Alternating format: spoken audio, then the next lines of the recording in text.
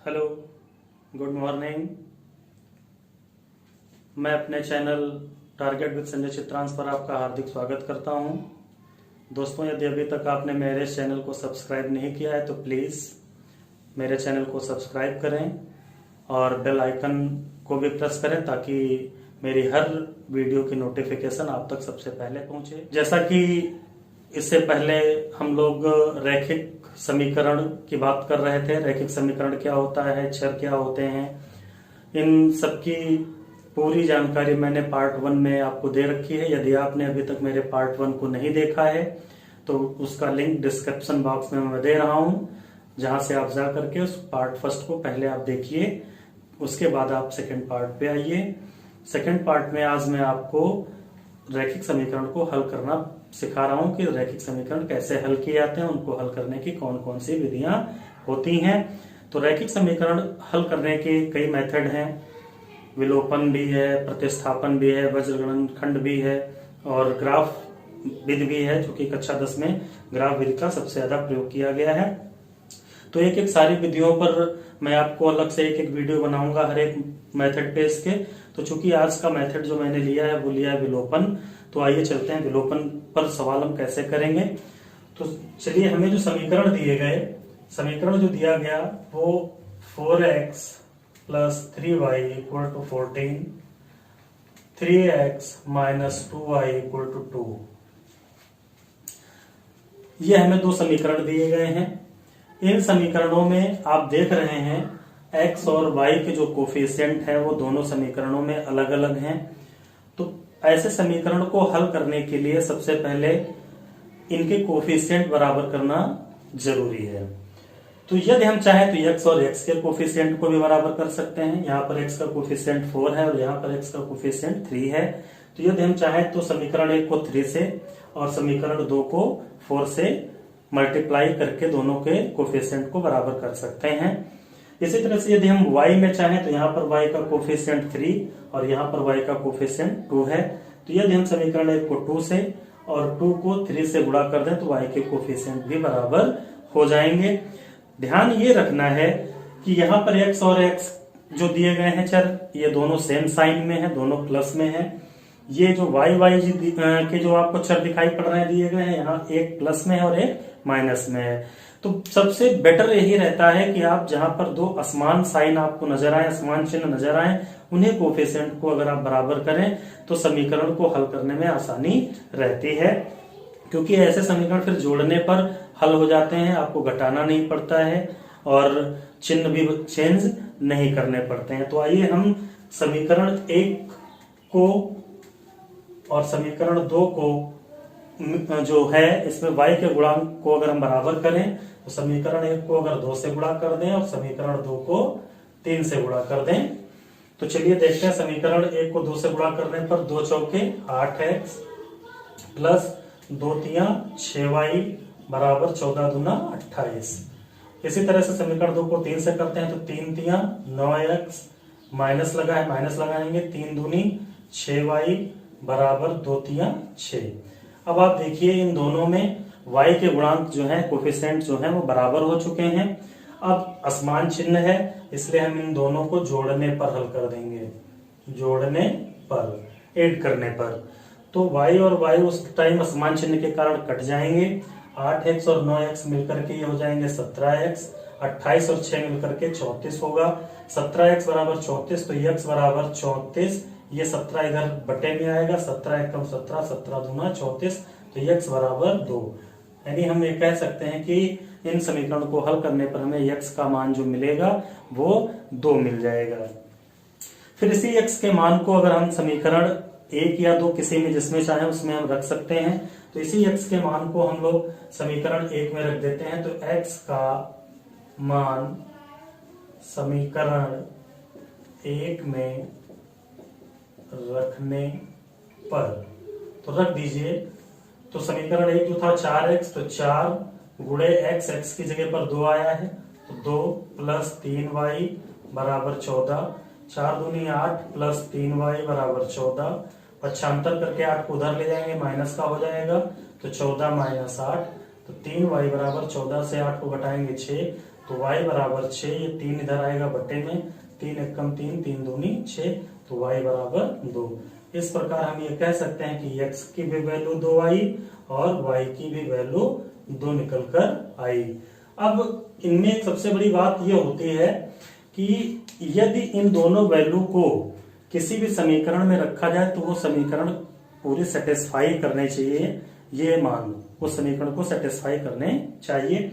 तो आइए देखते हैं, यदि x का मान हम इसमें रखें तो 4 दूनी 8 प्लस y का मान 2 रखें, 3 दूनी 6, तो 8 और 6 मिलकर 14। इस प्रकार हमारे ये दोनों मान समीकरण 1 को भी सेटिस्फाई कर रहे हैं और समीकरण 2 को भी सेटिस्फाई करेंगे। यदि आप चाहें तो करके चेक कर सकते हैं। देखते हैं आइए, तो 2 तिया 6 माइनस 2 दूनी 4, 6 में 4 घटाएंगे 2, तो ये भी समीकरण 2 को भी ये वैल्यू दोनों सेटिस्फाई कर रही है। इस प्रकार हम ये कह सकते हैं कि हमारे ये दोनों मान जो हैं वो इस रैखिक समीकरण के होंगे, x बराबर 2 और y बराबर 2 होंगे। आइए चलते हैं अगले मेथड की ओर। विलोपन विधि के बाद चलते हैं अगले मेथड की ओर। अगला जो मेथड हमारा है वो है प्रतिस्थापन विधि। प्रतिस्थापन विधि से समीकरण को हल करने से पहले समीकरण संबंधित एक आवश्यक जानकारी हमें होनी आवश्यक है। चलते हैं उसी की ओर कि यदि आपको समीकरण दिया जाए कि x माइनस 4y बराबर 10, तो सबसे पहले ऐसे समीकरण में x का मान y के पदों में या y का मान x के पदों में आपको निकालना आना चाहिए, क्योंकि प्रतिस्थापन समीकरण को हल करने के लिए ये आवश्यक है। तो यदि हम यहाँ से x का मान y के पदों में निकालने का प्रयास करें तो x बराबर 10, ये माइनस 4y जो आपको दे रखा है इधर, इसको अगर हम दूसरी ओर लेके आए तो ये हमारा प्लस का 4y हो जाएगा। ये x की वैल्यू जो होगी वो y के पदों में आएगी। यदि इसी समीकरण से कहा जाता कि y की वैल्यू x के पदों में निकालिए, तो हम LHS में y रखेंगे और RHS में x को लेके जाएंगे। तो माइनस का 4y बराबर 10, ये x उधर लेके जाते तो माइनस का x हो जाता। फिर चूंकि y की वैल्यू लानी है तो y बराबर 10 माइनस x, और चूंकि ये माइनस का 4 बटे में आता तो माइनस ऊपर से कॉमन लेते, तो माइनस जब कॉमन लेते तो x प्लस का हो जाता और 10 माइनस का हो जाता, और बटे में माइनस का 4, ये माइनस माइनस कटता, तो y बराबर x माइनस 10 बटे 4। ये y की वैल्यू x के पदों में निकल के आ जाती। तो प्रतिस्थापन समीकरण को करने से पहले ये आपको जानना बहुत ही आवश्यक है कि x की वैल्यू y के पदों में या y की वैल्यू x के पदों में कैसे निकालते हैं। वो निकालने का तरीका मैंने आपको बताया, x को y में या y को x में, इस तरह से आप कैलकुलेट कर सकते हैं। आइए चलते हैं सवालों। जैसा कि आप देख रहे हैं, आपको दो समीकरण दिए गए हैं, x माइनस 3y बराबर माइनस 10, x माइनस 2y बराबर 10। इन दोनों समीकरण को प्रतिस्थापन विधि से हल करके x और y के मान आपको बताने हैं। तो करना क्या है, जैसा कि मैंने अभी आपको इससे पहले बताया कि x की वैल्यू y के पदों में या y की वैल्यू x के पदों में निकालिए। किसी एक समीकरण से आप x के वैल्यू लाइए और जिस समीकरण से x की वैल्यू लेके आएंगे वो x का मान दूसरे समीकरण में हम उसको उठा के रख देते हैं। तो हम मान लेते हैं ये समीकरण हमारा फर्स्ट और ये समीकरण हमारी सेकेंड है। तो समीकरण एक से x का मान y के पदों में सबसे पहले निकालिए।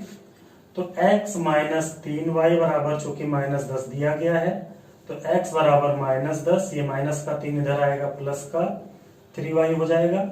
ये x की वैल्यू जो आई इसको हम समीकरण अपना 3 भी मान सकते हैं। अब ये x की वैल्यू समीकरण 3 से, चूंकि हमने इसको प्राप्त किया है समीकरण 1 से, इसलिए इसका मान हम समीकरण 1 में नहीं रख सकते। ये मान हम समीकरण 2 में अगर रख दें तो x का मान समीकरण 2 में रखने पर, आइए रखते हैं, तो चूंकि x की जगह पर माइनस 10 प्लस 3y और माइनस का 2y बराबर 10। माइनस 10 ये दोनों समान चर हैं, घातों में बराबर हैं, इसलिए, और एक प्लस में एक माइनस में, इसलिए दोनों आपस में घटेंगे। 3y से माइनस का 2y करेंगे तो प्लस का y बराबर 10। y इधर रखें, अचर को उधर भेज दें तो y बराबर 10, और ये माइनस का 10 इधर आया तो प्लस का 10, तो y बराबर 10 और 10 मिलकर 20। इस प्रकार हम कह सकते हैं कि y का मान हमारा निकल के आया 20। अब ये y का मान आप समीकरण 3 में अगर रख दो तो आपको x का मान मिल जाएगा। तो आप कर सकते हो y का मान समीकरण 3 में रखने पर, तो रखिए, चूंकि x बराबर -10 प्लस 3y आपको दिया गया, तो x बराबर -10 प्लस 3 गुणे y का मान चूंकि निकल के आया 20, तो x बराबर -10 प्लस 20 × 60, तो x बराबर प्लस माइनस में है, संख्याएं घटेंगी, 60 में जब 10 घटेगा तो बचेगा 50। तो इस प्रकार हम ये कह सकते हैं कि x का मान 50 और y का मान जो निकल के आया वो 20। तो प्रतिस्थापन विधि से इस प्रकार से आप दोनों चरों के मान ज्ञात कर सकते हो। बस ध्यान आपको यही रखना है कि x का मान y के पदों में या y का मान x के पदों में सबसे पहले आपको निकालना है, फिर वो समीकरण आपको अगली बनानी है, फिर उसके बाद जिस समीकरण से x का मान आप y के पदों में लाएंगे उस x की वैल्यू आपको उसके अतिरिक्त दूसरे समीकरण में रखनी है। फिर उसके बाद आए हुए मान को आपको जो समीकरण 3 है उसमें रख देना है और x की वैल्यू प्राप्त कर लेनी है। इस प्रकार आपको इन दोनों समीकरणों से x और y की वैल्यू मिल जाएगी और आप आराम से इस समीकरण को कर सकते हैं। इस वीडियो के अंत में होमवर्क भी लगा हुआ है। उस होमवर्क में मैंने जो आपको क्वेश्चन दे रखे हैं, प्लीज उनको अपने घर में करिए और मुझे कमेंट करिए। धन्यवाद।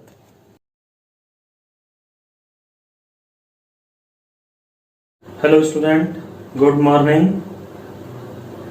विलोपन और प्रतिस्थापन विधि के बाद आज हम लोग चलते हैं वज्र गुणनखंड विधि की ओर। दो रैखिक समीकरण आपको दिए जाएंगे इसमें, और जिसमें दो चर होंगे x और y। इन्हीं चरों का मान आपको ज्ञात करना होगा वज्र गुणनखंड मेथड से। तो चलते हैं, बहुत ही आसान तरीके से मैं आपको बताने का प्रयास करूंगा। बहुत ही सावधानी के साथ आपको इस पूरे मेथड को देखना है कि कैसे हम इसको अप्लाई करेंगे। बहुत ही आसान है और यूपी बोर्ड क्लास 10th के मैथ में एक 4 नंबर का सवाल वज्र गुणनखंड विधि से लगाने को आता है। आपके 4 नंबर क्लियर हो जाएंगे अगर आप इसको स्टेप बाय स्टेप देखते रहेंगे बिना मिस किए हुए। अगर आपने अभी तक हमारे चैनल को सब्सक्राइब नहीं किया तो प्लीज हमारे चैनल को सब्सक्राइब करें और बेल आइकन भी दबाएं ताकि हमारे हर वीडियो की नोटिफिकेशन आप तक सबसे पहले पहुंचे। आइए चलते हैं वज्र गुणनखंड विधि की ओर। जैसा कि हमारा टॉपिक आप देख रहे हैं वज्र गुणनखंड विधि। इसमें क्या होगा कि दो आपको समीकरण दिए जाएंगे जो जिनमें दो चर होंगे x और y। तो सबसे पहले इसको समीकरण को आपको जो इसका व्यापक रूप होगा, जो समीकरण दिए होंगे उन समीकरण को सबसे पहले उनके व्यापक रूप के उसमें हम लिखने का प्रयास करेंगे। तो जो व्यापक रूप होगा वो होगा हमारा a1x plus b1y plus c1 बराबर 0। और दूसरे समीकरण का जब व्यापक रूप लिखेंगे तो वो होगा a2x plus b2y plus c2 बराबर 0। तो ध्यान रखना है जो दो समीकरण आपको दिए जाएंगे उन समीकरण को सबसे पहले इस व्यापक रूप जो इसका है उस व्यापक रूप के अंतर्गत उनको लिखना है। इस समीकरण में ध्यान रखना है कि हमारे a1 और a2 ये जो है वो 0 के बराबर कभी नहीं होंगे। इसी प्रकार b1 और b2 भी हमारे 0 के बराबर नहीं होंगे। वज्र गुणनखंड में इस चीज को आपको ध्यान में रखना है कि a1 a2 और b1 b2 ये कभी भी शून्य नहीं होने चाहिए। अगर शून्य है तो फिर आप उसको वज्र गुणनखंड मेथड से हल नहीं कर पाएंगे, फिर दोनों चरों का मान आप नहीं निकाल पाएंगे। चर क्या होता है वो मैंने आपको पार्ट फर्स्ट में बता रखा है। चर का मान जो है फिक्स नहीं होता, कंडीशन के अकॉर्डिंग बदलता रहता है, और अचर जो होते हैं वो फिक्स होते हैं। तो आइए चलते हैं, जैसे कि अगर हम कोई एक सवाल के मेथड से इसको करने का प्रयास करें तो देखते हैं कि कैसे इसको हल करेंगे। आइए देखते हैं इनका सवाल। जैसा कि आप सवाल देख रहे हैं, सवाल आपको दिया गया 8x + 5y = 9, 3x + 2y = 4 को हल कीजिए। यह ये भी लगा देगा को वज्र गुणनखंड विधि से हल कीजिए। ध्यान रखना है, अगर आपको वज्र गुणनखंड विधि से हल करने की बात करेगा तभी आप करिएगा, अदरवाइज आप विलोपन प्रतिस्थापन की सहायता से उसको हल कर सकते हैं, कोई मतलब दिक्कत नहीं होनी है। तो सबसे पहले इन दिए हुए समीकरण को आपको इसके व्यापक रूप, ये इसका व्यापक रूप जो दिया गया, इस व्यापक रूप के अंतर्गत आप इसको पहले लिखिए। तो यदि समीकरण को हम इस व्यापक रूप के अंतर्गत लिखें तो 8x + 5y, ये 9 हम अगर इधर लेके आए तो -9 = 0। यह हम कह सकते हैं कि RHS में हमको 0 बनाना है। इसी तरह से दूसरे समीकरण को अगर इसी तरह से लिखने का प्रयास करें तो 3x + 2y - 4 = 0। अब इसको समीकरण 1 मान लीजिए और इसको समीकरण 2 मान लीजिए। अब इन दोनों समीकरण से A1, B1 और C1 निकालिए। इस समीकरण की तुलना इससे कर दीजिए और दूसरे समीकरण की तुलना इस दूसरे वाले से कर दीजिए। A1, A2, B1, B2, C1 और C2 निकालिए। तो यदि हम तुलना कर दें पर उनसे मान जो हमें प्राप्त होंगे वो होंगे A1 = 8, B1 = 5 और C1 = -9। ये ध्यान रखना है, चिन्ह सहित लेना है। अगर प्लस में है तो प्लस के, अगर माइनस में है तो माइनस के। इसी प्रकार इसी तरह से दूसरे समीकरण से A2 = 3, B2 = 2 और ये C1 रहेगा, ये C2 = -4। बस ये इतना करने के उपरांत अब आप इसको आसानी से कर सकते हैं। अब इसका जो सूत्र होगा वज्र गुणनखंड से हल करने का, तो आइए उस सूत्र को देखिए कैसे। बहुत आसान है याद करने का तरीका।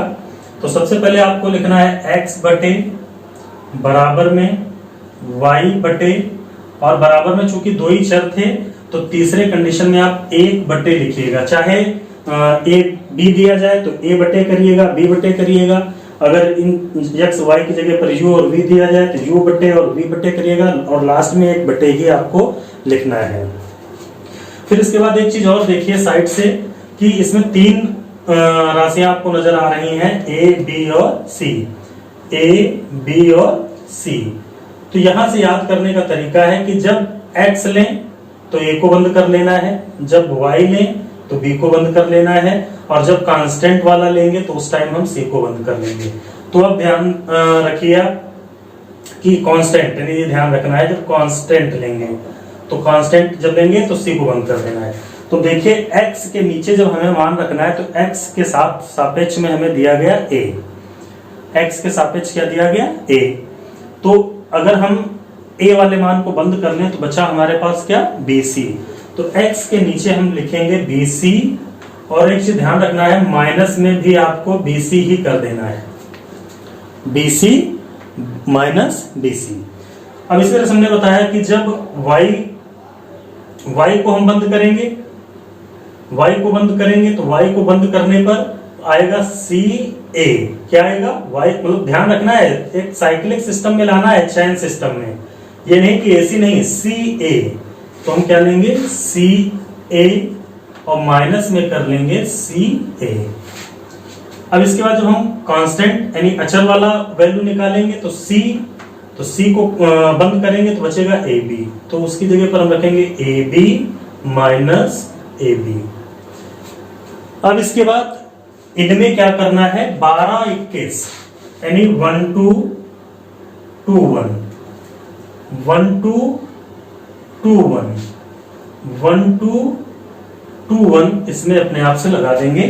ये हमारा वज्र गुणनखंड का सूत्र क्लियर हो जाएगा। x बटे b1 c2 minus b2 c1 बराबर y बटे c1 a2 minus c2 a1 बराबर 1 बटे a1 b2 माइनस A2B1। ये फार्मूला रहेगा। इसी फार्मूले में आपने जो यहां से ये A1, B1, C1, A2, B2 और C2 की वैल्यू जो प्राप्त की है उसी को इसमें रखना है। तो यदि आप यहाँ तक आपको समझ में आ चुका है तो आप इसका स्क्रीनशॉट ले लीजिए, फिर उसके बाद मैं चलता हूं आगे की ओर।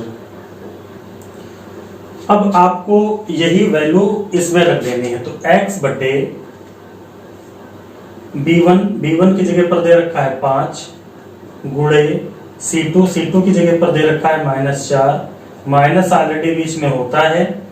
फिर कह रहा है B2 C1, तो B2 की वैल्यू दी गई है 2 गुणे C1 की वैल्यू दी गई है -9 बराबर y बटे C1 A2। तो C1 की वैल्यू दी गई -9 गुणे A2 की वैल्यू दी गई 3 माइनस C2 की वैल्यू दी गई -4। तो चूंकि माइनस का 4 है तो माइनस ब्रैकेट में रखेंगे। A1 की वैल्यू दी गई 8, तो गुणे 8 बराबर 1 बटे तो 1 बटे में A1 की वैल्यू 8 गुणे B2 की वैल्यू 2 माइनस A2B1। तो A2 का मतलब 3 और गुणे B1 का मतलब 5, यानी 3 गुणे 5। इस तरह से आपको इसकी वैल्यू लिखनी है। फिर आइए x बटे 4 पंचे 20 माइनस का 20, ये माइनस माइनस प्लस हो जाएगा, 9 दूनी 18 बराबर y बटे 9 त्रिक 27 माइनस का 27, ये माइनस माइनस प्लस होगा, 8 चौके 32 बराबर 1 बटे 8 दूनी 16 माइनस 3 पचे 15। तो ये आपको ध्यान रखना है। अब इसको सरल करें तो x बटे, ये चूंकि प्लस माइनस के घटेंगे तो x बटे में माइनस का 2 बराबर y बटे 27 और 32 प्लस माइनस के घटेंगे तो 32 में 27 जाएगा, बचेगा 5 बराबर 1 बटे 16 में 15 जाएगा तो बचेगा 1। अब इसके बाद आपको क्या करना है कि x की वैल्यू जो है इस कांस्टेंट पद वाले के बराबर कर देंगे, इसी तरह से y की वैल्यू इस कांस्टेंट वाले पद के बराबर कर देंगे और x और y की वैल्यू हमें प्राप्त हो जाएगी। तो आइए देखते हैं कैसे।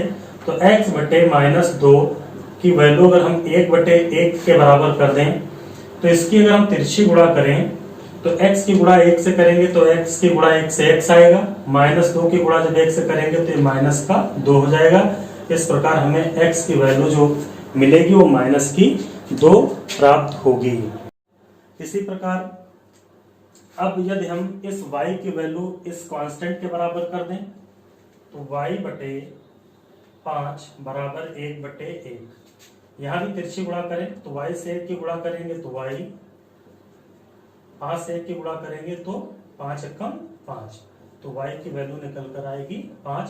तो इस प्रकार x बराबर -2 और y बराबर 5, ये हमारा आंसर होगा।